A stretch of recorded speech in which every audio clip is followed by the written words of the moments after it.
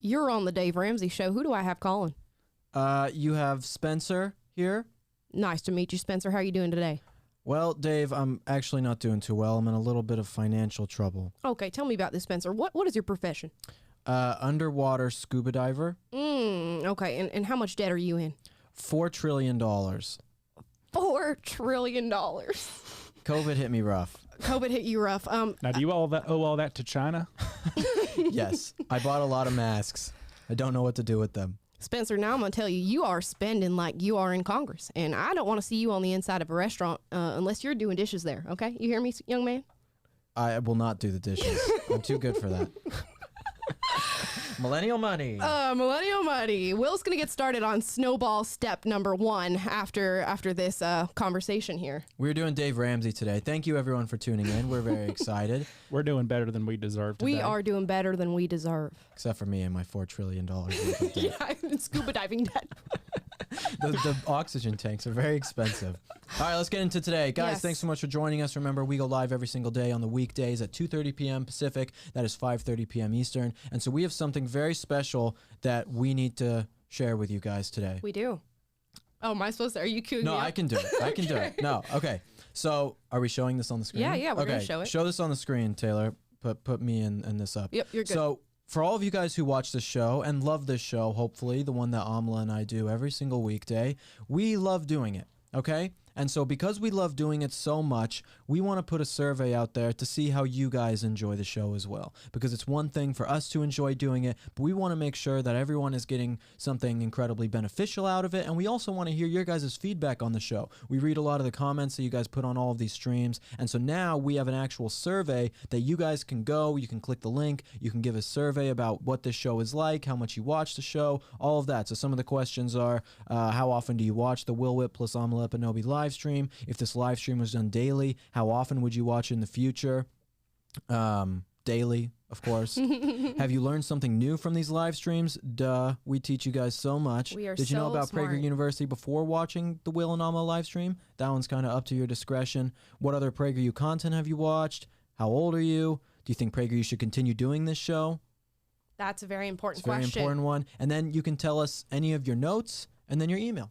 And then you fill this out. It really helps us out if you guys go and do this, especially if you're a daily watcher. It means a lot. So either fill this out now in a separate tab so you can continue to listen to the stream today, or wait until the stream is done and then fill this out. We're going Right. to be running this survey for a week. So you have a little bit of time, but I really should have just said you only have an hour to do this. You have to do it right now. You have to do it right now, or you will join me in $4 trillion worth of debt. Exactly. You have no other steps to take today if not to just do this survey for us because we need you guys' responses. Yes, we do. It actually really helps us out with a lot of tracking stuff and things to make the show even better for you guys. So we want to hear from you. Right. We want to hear from you. Perfect. And with that being said, we are going into the first story. Now, you're going to find that we're going to be talking quite a bit about Chipotle today, surprisingly enough. Horribly.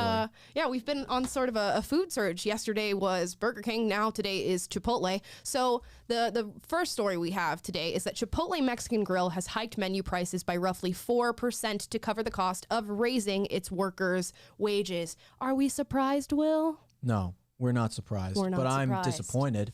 I'm not angry. I'm disappointed. Actually, no, I am angry. He is I'm angry. incredibly angry because I love Chipotle. And we're going to get into some more stuff about Chipotle later Yes. today. Chipotle is now Chipotle. And they have decided to give money to the same organization that Burger King is giving money to for Right. LGBT causes, and Right. giving every single, they have these like drag queen burritos. They're featured burritos. And so then every time you buy a burrito, they give at least $1 of the money that you spent on that burrito to this organization that supports kids transitioning, which in my opinion is child abuse, okay? And they're giving $1. Guys, Chipotle is my favorite restaurant. Not anymore. Not anymore. Not anymore. And now they're giving money to this. How, if I have to stop eating Chipotle, and this is the worst day of my life. I love Chipotle, okay? I absolutely love Chipotle, and now I can't eat anymore. I'm a man of my word. When I talk all this stuff about boycotting things that we don't agree with and things that hate your values and are supporting causes that destroy America, I stand by it. So I'm going to stop eating Chipotle. And if me, with how much I love Chipotle, eating Chipotle almost every day, can stop eating Chipotle, you can too. okay, you can stop Right. eating Chipotle as well. Wow, that was a very, very heartfelt, expression to these people. More like I have no heart anymore because Everything is ruined. Everything that once was good is ruined. yeah, I'm going to go home and listen to a lot of Linkin Park tonight and Blink 182. In the Cry. end, it doesn't even matter. I feel so numb. And It's Will tried sad. so hard. But we're gonna play a little bit more and talk about the drag queen burritos. I know you guys are fascinated by that subject matter, and we do have a special guest who is going to be on the program today to talk about that. But first things first, Chipotle Mexican Grill has decided to raise the wages of their employees, part of this whole leftist livable wage talk that you hear all the time. And in return, guess what has happened? They have had to raise the cost of their burritos and of their food. Are we surprised? And now it's to the tune of 4%. Well, it's no surprise, and we're going to see this happening all over the country. You're seeing McDonald's trying to have more automated drive-throughs now. The minimum wage is going up, and other wages are going up because. Right. The bottom line is that these corporations, they care about their bottom line. They care about the amount of money that they're able to make. I mean, some of these corporations work on very small profit margins, and so they're going to make it so that the employees get the raw end of the deal when the wages go up. And people think that, oh, the wages are going to go up, this is going to be so much better for workers. It's not. That's not how it works. If me, Taylor, and Amala all work at a Chipotle, and we're working for $10 an hour, and then the boss comes in and says, we're raising the minimum wage. We all say, yay, so excited. And they Right. say, we're raising it to 15. So that means we're going to let Amala go. Not Mm-hmm. because she's black, but because we're raising the minimum wage, right? And so then Yeah. Taylor and I are now getting the amount of money, but now we have to do double the work Right. because it's only us now because that's all they can afford, right? This is how it works when you increase wages. It doesn't make it so that the employees get more money. It actually makes it so that it's worse off for them and the business itself. Right. And what nobody talks about, there's so many factors of raising the minimum wage that people don't talk about. One of which is, what do you do with all the people who have built tenure at their jobs, who have been working there for years and years and years, who are established at the place that they're at, who are currently making $15 an hour? When you raise the minimum wage up, you have to raise their wages as well. You have, well, back in Florida where I'm from, you have police officers, you have teachers, you have EMTs, you have people who are making that money at the outset. So when you raise the minimum wage, you have to raise the wages of other people as well. It is going to lead to mass inflation. Yes, taxation without representation, as Milton Friedman used to say. It's 1.7 million people, I believe, in America who work on minimum wage, and it's about 60 million people who are dependent on minimum wage, whether that's with their spouse or boyfriend, whatever, and that's 15 million children who are dependent on Right. the minimum wage. That is a lot of people. So when you raise it and people are going to have to start getting laid off, you're going to see a lot of people whose lives are affected by this. In Seattle, they raised the minimum wage, and you know what they saw? Studies show that they lost 9% of the amount of hours on average. So every single Right. employee working these low-wage jobs lost 9% of their hours on average, which was like $125 a month that every single employee lost. Right. So you think that you're doing something good, you think that you're doing something moral, but in reality, you are hurting people and making people's lives worse. It doesn't. I am a supporter of no minimum wage. I think that businesses can be able to decide their wages in a completely free market system. I don't think that in the America we have now that would work. We'll get into kind of this other story later about some of this stuff, Right. but I don't think that would work now. But there is no end in sight when you have the minimum wage continuing to rise, and politicians will just continue to promise higher and higher minimum wages to get elected. And people don't understand that. I'm looking through this Twitter thread right here, and I'll show you a couple of the responses here. Somebody responds, Donald here says, "That's it. Pff, fine by me, paying a living wage. I'm happy to pay a measly 40 cents extra on my $10 burrito." They think it just means that, oh, the price of the burrito goes up. Oh, I can afford that. It's okay. That means everybody else gets a livable wage. They don't know about all the other people who now need their wages lifted. They don't know about all the other people who are going to lose their jobs because these employers cannot afford to pay their wages. They don't know anything about the extent to which inflation goes far past what Chipotle is going to be selling you. It's going to affect every facet of what you consume. Right. If one person is paying 40 cents more for theirs, and like let's say they're working another job, that means they lost 40 cents, and it's all like every single thing works together. Right. It's not like one thing is totally interdependent on everything else. It's like they're all connected. Yes. As wages go up in one area, that means prices go up in another. I mean, this is the same thing that happened in the 1970s in this country. It's exactly the same thing. Right. It is a domino effect. It's not like, oh, we just tip that one over and pay some people more wages and nothing else happens. It affects everybody. It affects everything. It doesn't just affect this one facet of your life. Yeah. So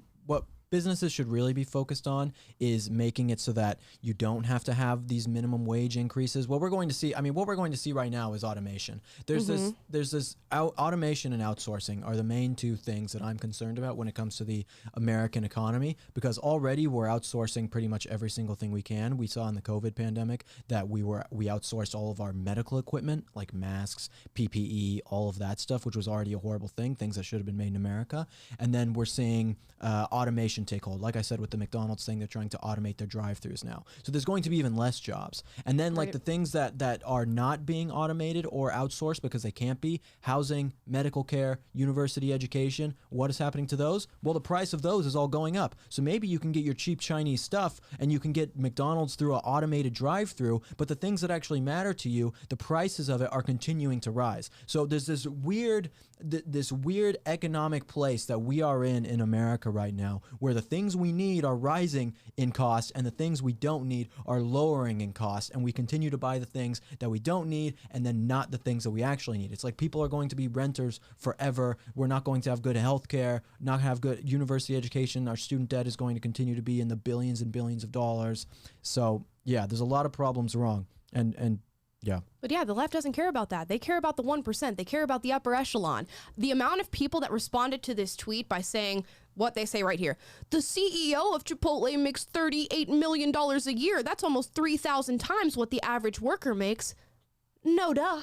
Like, what? What do you mean? Of course the CEO makes way, way, way more money than the average employee at the company of which he built their employment. Yeah, if the CEO incurs all the risk in developing a business, then of course he is going to be making more money.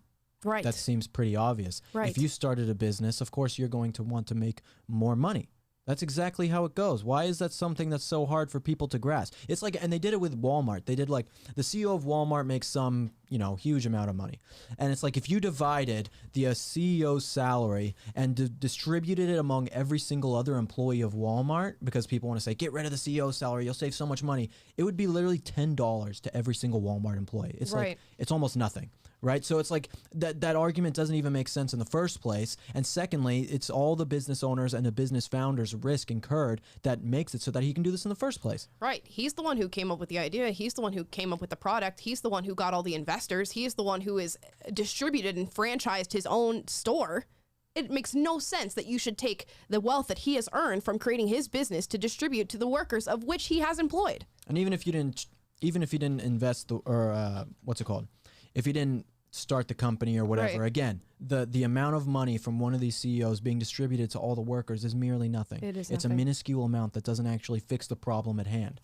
Yeah. So that's one piece of news in regard to Chipotle. The second one Will touched on a little bit is the fact that Chipotle has come out with a drag queen burrito, multiple drag queen burritos, by the way. And these proceeds go towards trans organizations that are helping specifically trans youth, as well as the entire LGBTQ community. So we talked about a couple of stories here with a special guest, Amir Odom, who is a political commentator. He's also a member of our Prager Force here at PragerU. So if you are a young conservative in high school, college, or a young professional, and you want to find other conservative friends, you want to network, you want to work and possibly create content for PragerU, you should join Prager Force, as Amir did. And we did an interview with him where we talked about a couple different pride-related issues this month. I should probably mention Amir is also gay, so his perspective. We mention it in there. Okay, yeah, his perspective does help. Here we go. He's gay. So, Amir, you are a political commentator who also happens to be gay. Oh, there it is. Is that correct? Amir, you're gay? No. Yeah, I am. Who would have thought? So we wanted to bring you on the program today to get your perspective on a couple of stories that have been breaking because we are in Pride Month. How do you feel about Pride Month currently? It needs to go away. I'm so tired of this entire month to celebrate who people have sex with. Right. It serves no purpose to me, and I'm very irritated by it. Yeah, I mean, it sparked a lot of controversy, and it's certainly in everybody's faces today. The first story that I wanted to talk about is an article that came out of Insider, and the title of this article is "The Debate Over Kink at Pride Divides the Internet, but the kink community has been a part of the queer protest and celebration since Stonewall." Wait, you got to show the picture with that one. You got to show the picture. Yep, there's the picture. What are your initial thoughts? That's what we're celebrating in America. I can't. People walking on leashes like dogs. This is what oppression It's- looks like, It's apparently. annoying because it's like, why is this here at Pride? If we're supposed to be at Pride to celebrate equality and love and whatever that may be, what purpose does it serve being there? Grown men on leashes and dogs masks when there's a bunch of kids around at these parades as well. Like, this is backwards to me. There are legit kids. I went to the Yeah. Pride. You've probably been to one too, Amir. Well, I don't want to assume. Years ago. Yeah, You I went to more one in than San me. Francisco. I went to one in San Francisco, and there's little kids walking around, and there's dudes just with their penises out, like they're Yes. like touching each other, doing all this stuff. I'm like, man, go home, This home is and what, do this. That's what If this- Pride is. If we had a straight Pride parade and you had people who were naked in the street having sex too, I'd be like, that's disgusting. Go Right. go to your home.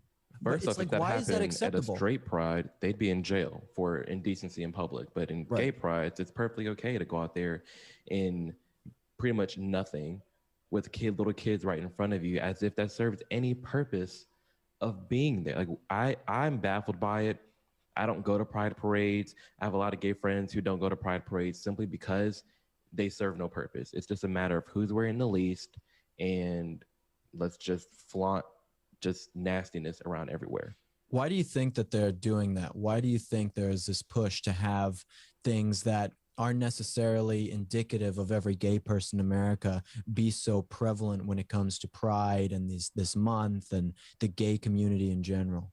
I have yet to figure that out as a gay man myself. It's confusing. It almost seems like they're wanting to be oppressed, or they're wanting to just shout, oh, hi, I'm different. Oh, hey, I'm different. I'm different. I'm gay. I'm this. My labels are this. Pronouns are this. I love this in bed. Here's my kinks. And here's it all on display. Look at me. It's a very, I'm not really popularity contest, but I don't know. I've yet to figure that out. I don't know what makes these people so comfortable going out into the streets dressed like this and acting like this in front of everyone else and children.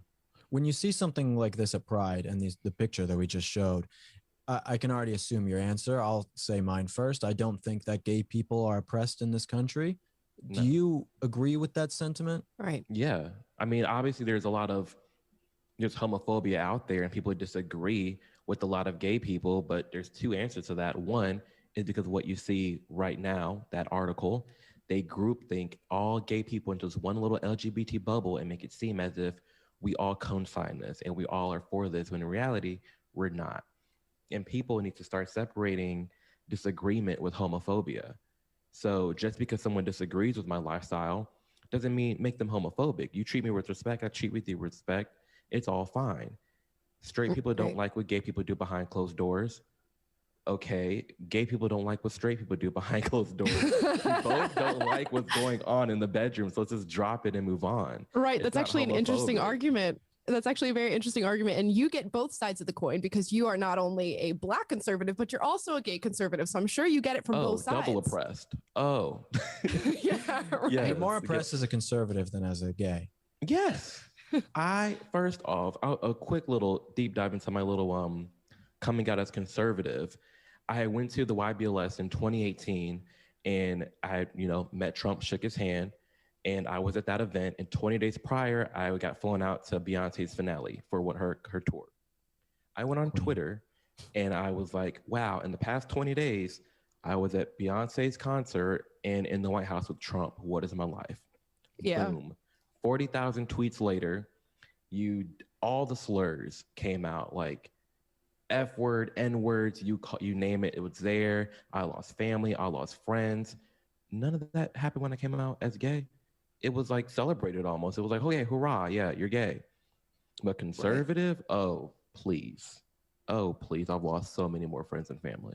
Right. There's such a false narrative surrounding coming out as gay, and nobody's talking about what happens when you come out as a conservative. And I think both you and I, and probably Will and Taylor, have all experienced that sort of backlash as coming out as somebody who happens to be on the right. Yeah, I didn't mind my backlash for sure. I was pretty strong and adamant about it when people tried to call me out. It just made me even stronger and more forceful in the things I believed in. But I understand that it's hard for a lot of other people who might not have that same type of fire or passion about what they're doing. Right. And you've made a very recent splash on Instagram by distancing yourself from the trans community, which sort of leads us into our next story is that Chipotle. No. Will's not happy Will's about this, if you favorite. guys can't tell. It's the saddest day of my entire life. Yeah, Will is probably going to be hosting a funeral for the fact that he can't go to Chipotle anymore after this. But Chipotle has now launched this new campaign for Pride Month that they are going to have Pride-based burritos, all of which are supporting LGBTQ and specifically trans people in America. How do you feel about that, Amir? Leave the food alone. First you had the kids, now you have the food. Just leave it. Right. Oh my gosh, it stresses me out. I don't understand why they're shoving all this in everybody's face. I don't care about some drag queens. They're supposed to be dancing in a club. What does this have to do with my burrito? Like, I don't understand, especially when you're donating all this money to trans groups that are trying to push for kids to transition. It makes no sense. Like, I don't know how we got here. Well, I do know how we got here. Spineless people, but it's asinine. I don't understand why this is actually a thing. Yeah, just to give people some context at home. So this is what Chipotle is doing. They have released 3 different burritos, all based around 3 different drag queens.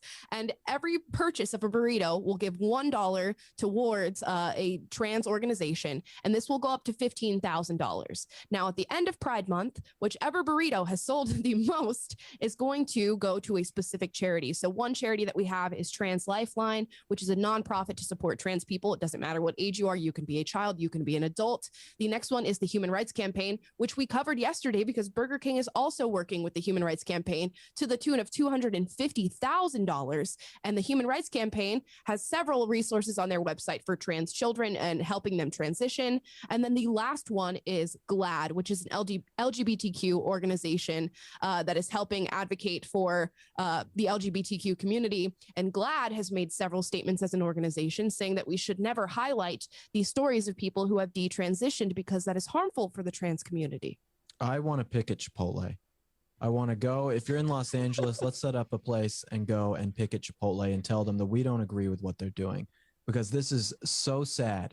Because I love Chipotle. I was going to go work out tonight, going to hit back and buys today.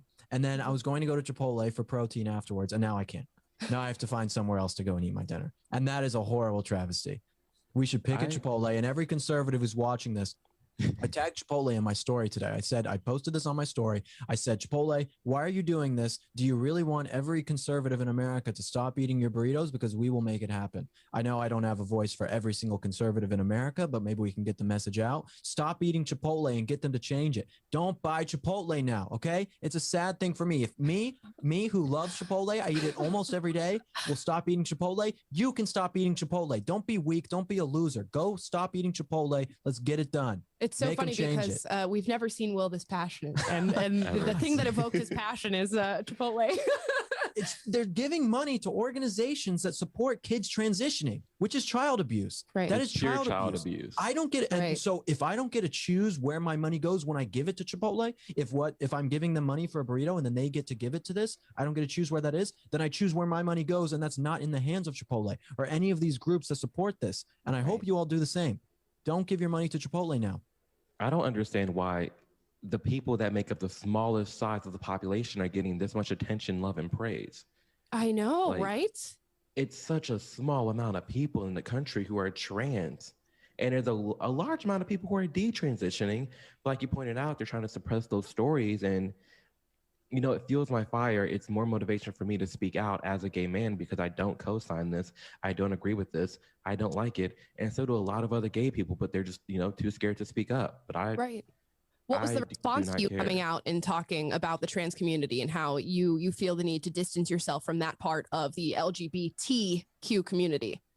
I got a little backlash. I mean, of course, I got a lot of support from, you know, the more centrist and right-leaning people that follow me. Right. But a lot of people on the left were trying to stick up for the trans people. And I'm like, listen, they have nothing to do with me. Right. I always break it down. The LGBT, well, the LGB, lesbian, girls liking girls, bi, whatever sex, liking both sex, and gay, liking the same sex. That's it. Mm-hmm. That's literally it. Mm-hmm. Trans has nothing to do with that at all. What about pansexual, gender fluid? Oh my gosh. I don't even know what half the stuff is. Apparently I was saying something wrong. Like it's really LGBTQIA plus AAI. I don't know. ZYX or VUT. It's annoying. And I'm just tired of these people getting all the attention, all the love and praise, when really, I don't know. I don't see anything good coming from this. It needs to stop. From the giant pride parades with all the kids around, to the drag queens in reading to kids, from Blue's Clues. It's really infiltrated culture to a new level, especially in 2021. I've seen inklings in the past, but like they're going full force this year, and I've never seen anything like it. It has gotten more and more extreme, and I think a lot of people are seeing this and they don't know what to do. So I will give you the parting words on the interview here, Amir. What can people do, and what is your hopeful message to them? I think the best thing that people can do is speak up. Let your voice be heard. You are not homophobic for disagreeing with all of these initiatives. You're not. There's a lot of gay people who disagree with this and condone it. So you're not homophobic for speaking up out against this, and just use your voice. That's the main thing I can tell anyone listening right now. Use your voice. The squeaky wheel gets the oil, and right now the left is dominating that area. So we need to speak up and speak out. Perfect. Thank you so much, Amir. Thank you for being on the program and giving a new perspective on this stuff, because a lot of people say that Will and I can't talk about this because we are super straight, as as a lot of people would say on the internet. Where can people follow you, Amir? People can follow me on all social media at Amir X Odom, AmirXodom, or just amirodom.com. You have all my socials there. Perfect. Thank you so much for being on the program today. So, Amir.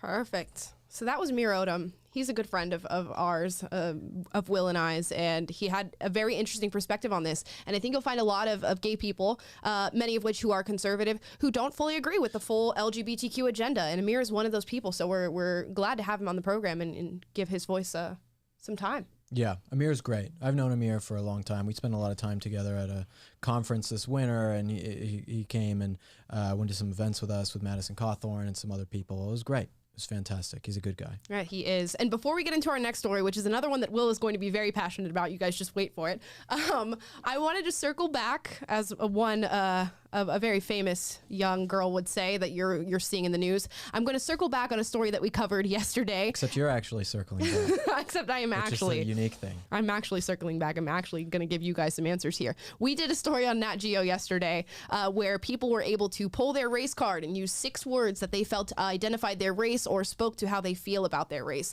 And we featured this young man here who said black boy, white world, perpetually exhausted. Those were his 6 words. But we're circling back on this young man because this has come out. Boom! Do you see this picture right here? That is that very same young man with his white, I believe, maybe wife, but at the very least girlfriend. So black boy, white world, perpetually exhausted. Black boy, white girlfriend, perpetually hypocritical. And there was more that I wanted to show you, but I don't think I have it here on Twitter. But he's posted several tweets about this girl and several Facebook posts about his white girlfriend and or wife. Yes. What did he say? He posted one where he's holding like a little puppy and he's like adding a member to our family. Oh my goodness. With this young girl. Was it a white puppy? It was not a white puppy. Racist. Good. That's so funny. Yeah. It's so funny to hear people complain about racism in this country, say it's so hard, and then just go and like be dating someone who obviously doesn't care that you're black. They're white. They don't care that you're black. It's like, it's exhausting. I mean, look at all these famous politicians who spout about racism, but they're married to white men. It's like AOC, Kamala Harris, Meghan Markle complains about racism and white supremacy. She's married to a white man. It's like...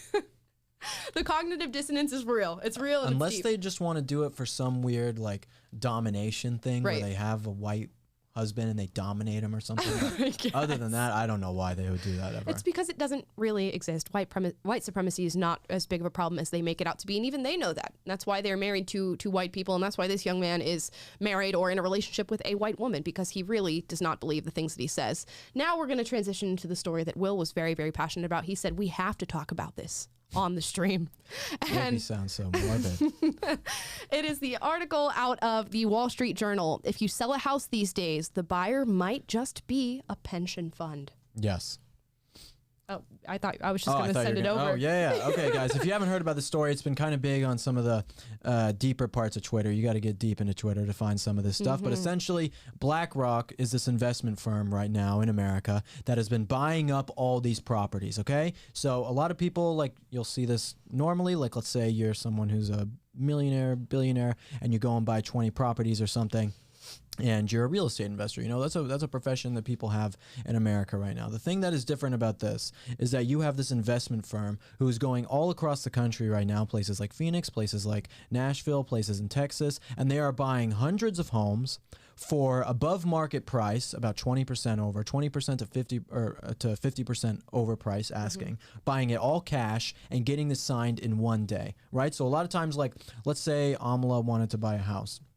Sure. And she's going to buy it with, she's going to put some money down and then pay it off and get a mortgage and everything. And, the bank is kind of like, that's kind of risky for me. Who knows what's going to happen within those 30 days, or maybe her job changes, or maybe the man she's seeing gets a new credit card, whatever it might be. It's kind of risky for the bank to do that. But think about, you just have this huge investment firm that comes in, think of something like Vanguard, BlackRock, these are some of the major ones, coming in with cash, giving you money straight up, and then buying out 200 properties in the same area, right? So what do we have in America right now? Like I was talking about before, in America right now, you have all these Chinese goods getting way cheaper. You can buy a TV for cheaper. You can buy cheap plastic for cheaper, all these different things you can buy for cheaper. But the things that really matter to us are getting more and more expensive, okay? Housing is getting more expensive. Healthcare is getting more expensive. The university education, all of these things are getting more expensive. And so this isn't necessarily something that has to have a solution right now. I can't say that I'm someone who knows the exact government or policy or free market even solution to solve something like this happening, because this is kind of how capitalism works. This is part of the consequences of capitalism, is being able to have this, where we have these massive conglomerate investment firms coming in with a $10 billion surplus and buying all these houses. And so now think about millennials. Millennials only own 3% of the wealth in this country. At the same age that we are now, baby boomers owned 21% of the wealth. We own almost no percent of the wealth. We're getting married later. We're buying houses later. And so now, how are young people, when all these houses, all these properties are getting built up, or not built up, they're getting bought out by this big investment firm, how are we supposed to have any sort of capital to our names or any sort of equity if we don't even have a house that we can go buy? So all of these houses, these properties that these people are buying, they're not just buying them and having them be houses and running them as a property management company like that. What they're doing is getting rental companies to come in and making these SFLs, single family living places, or SFRs.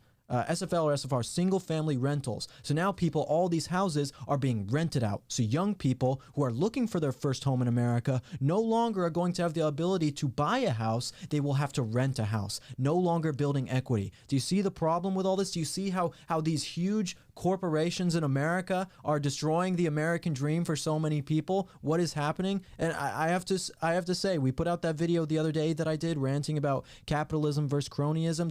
There's a truth to what some of the leftists were saying in the comments. Not all of them. Some of you guys are just being dumb to be dumb, but many of you talking about, there isn't a difference between capitalism and cronyism. There sometimes isn't. There is sometimes where this is what capitalism does and capitalism runs its course. I don't know the exact answer to fixing something like this because it is something legal, but I'm more bringing this up just to show you guys the impact that young millennials are the things that we are facing in this country when it comes to our financial futures. Right. And this article puts a really quote here that really sums it up. Now you have permanent capital competing with young couples trying to buy a house. Exactly. And what it's going to do is permanently damage the U.S. housing market. A lot of the people in this article who are talking about it, the experts, are saying this is a bubble that is going to continue to grow and grow and grow and grow and grow. And at some point it is going to pop. They have no idea when. This is something that I really like to talk about because I get it from... We have some people here at work who all kind of talk about some of this more populist or whatever stuff, and they'll say, millennials are just stupid, and and they're just entitled, and that's why they don't have the same opportunities. And there's some definite truth to that. Okay, you go meet any millennial, they don't want to do the jobs that older people did back in the past. Okay, that's definitely true. But despite that, there are a lot of hurdles that are facing our communities now that other people didn't have to deal with. I mean, look at Chicago. Look at Chicago, for example. I mean, that used to be a place where there was a lot more middle class. Now look at it. Now you have places in Chicago that are very, very poor and very, very rich. It's like such a split. So the middle class is being destroyed. The millennial younger person American dream is being destroyed. And you just have these huge corporations controlling so much of what we do, controlling the populations. And look, the housing crisis, I mean, look at Los Angeles. We have a housing shortage in Los Angeles. This housing shortage is all over the country right now in tons of different cities, and that's a big deal. So then now you have these people coming in and buying these properties, turning them into rental places. You can't build new houses. Things like lumber right now, you know, saw this, the prices are rising. It's too expensive to even build new houses. Then the regulations that all these leftist cities and governments are putting on building houses are too much, so no one's even building anything new. Right. We are in a crisis. We are in a crisis that no one wants to talk about. This is why I said I didn't want to just talk about this story because I want to get fired up over. I want to talk about it because people don't realize this. You can go so deep into what is happening in America, in our country right now, seeing what all these things, these inner mechanisms happening, and you will be black-pilled a little bit.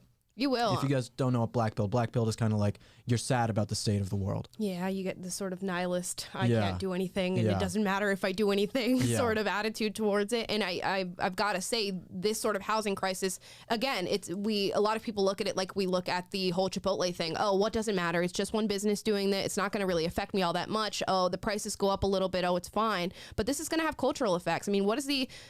one of the incentives of getting married is to go and buy a house together and use your combined credit and your combined assets to go and find a home where you can live and stay and build a family. What's going to happen when that's not really a possibility anymore? And this article here reports that a firm expects housing prices to climb by 12% in just this year alone. Last year in 2020, it grew by 11%. We have to understand, though, that housing prices do rise. That is one thing. Prices throughout years, I mean, like a house will rise in value. You know, someone who lived, like people, we know people in Los Angeles here who got a house, their family bought a house in, I don't know, the Valley, and it was $200,000 when they bought it. Now it's worth $1 million, okay? Right. Housing prices do rise. That is just part of what happens. But not to that the problem with this is that housing prices will continue to rise, and then you can only have people who are living in rentals. So as the housing prices continue to rise, you're not building any equity because you're living in a rental. Right. You understand? So you're not actually getting any money that you can invest buying into a house.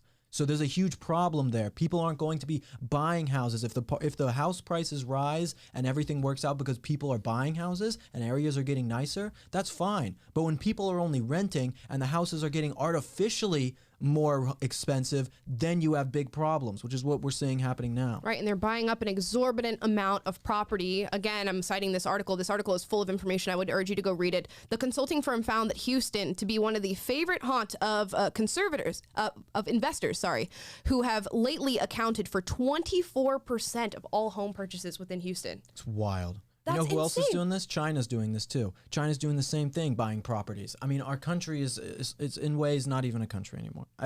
It's sad to say. It's very sad to say. Right. I know it's a controversial take, but there is so much that we have to do. It's like, I don't know. I get on here and we talk about so much of the Black Lives Matter stuff and the trans stuff, and that stuff is horrible for America. Okay, but we have to remember that there are people in the media and the universities and in Congress, politics, all of this stuff who are putting these kind of ideas together, making us fight with each other versus what is actually going on in this country. Who is taking advantage of this? Who profits by us always being so argumentative with each other? These financial firms profit. The politicians profit. These people in the media profit. But what happens to average day Americans? We get shafted everywhere we look. Right. Everywhere we look, we're getting shafted in every single area of our economy and in trying to build the American dream. It's falling apart in this country.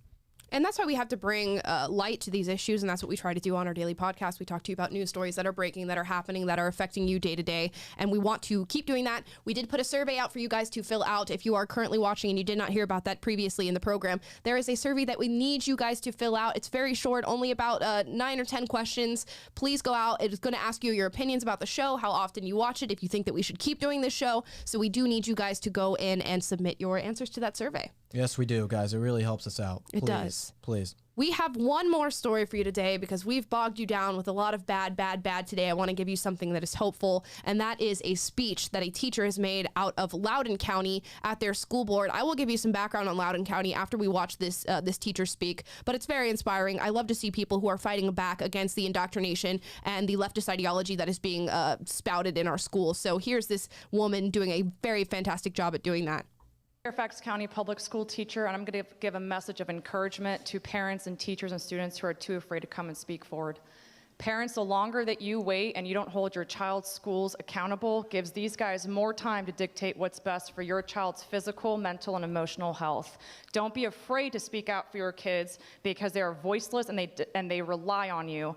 You should be afraid of them rooting for socialism by the time they get to middle school. Teachers, it may seem that our careers have come to a dead end, but I'm here to remind you, we don't work for the school board. We work to mold the next generation of well-rounded American patriots. So don't give up because it is up to us. Students, you are on the front lines of these indoctrination camps. Challenge the staff when you're presented with a ludicrous statement, and do not allow anybody to tell you that you cannot accomplish anything because of your skin color or to hate yourself because of your skin color. Students, it is up to you to be the next generation of victims or victors. And finally, to the board, this isn't over, and your policies are just as pathetic as making us wear masks. Nick Gofford, followed by Ryan. Based.